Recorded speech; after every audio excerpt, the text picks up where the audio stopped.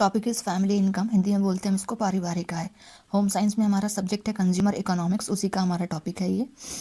अब family income मतलब क्या होता है, देखिए नाम से समझ में आ रहा है, वो आय वो इनकम जो पूरे परिवार की है। हम किसी भी फैमिली के किसी एक मेंबर की हम नहीं बात कर रहे हैं, इंडिविजुअल पर्सन की। ऑल ओवर हमारी फैमिली में जितने भी मेंबर्स हैं जो इनकम जनरेट कर रहे हैं, कहीं ना कहीं जॉब कर रहे हैं, कोई भी काम कर रहे हैं, उन सभी के कॉम्बिनेशन से जो भी इनकम जनरेट हो रही है फैमिली को, वो हमारी फैमिली इनकम है। अब एक बार पॉइंट्स के अकॉर्डिंग समझ लीजिए। लिखा है आय, आमदनी, प्राप्ति, कमाई, अर्थ प्राप्ति, फायदा, नफा, ये सारे हमारा पार्ट ऑफ फैमिली इनकम है। आगे लिखा है आगम में से व्यय घटाने पर जो शेष बचता है उसे आय कहा जाता है। कह रहे आगम मतलब वो चीज़ जो हमारे पास आई है, वो इनकम जो हमारे पास आई है, अगर हम उसमें से व्यय मतलब एक्सपेंस, खर्चे घटा देते हैं, तो जो अमाउंट हमारे पास बचता है, कह रहे हैं वो हमारी आय कहलाती है।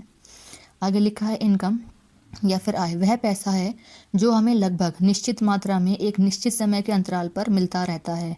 कह रहे हैं इनकम या आय हमारा वह पैसा है जो एक निश्चित एक फिक्स टाइम पीरियड में हमें मिलता रहता है।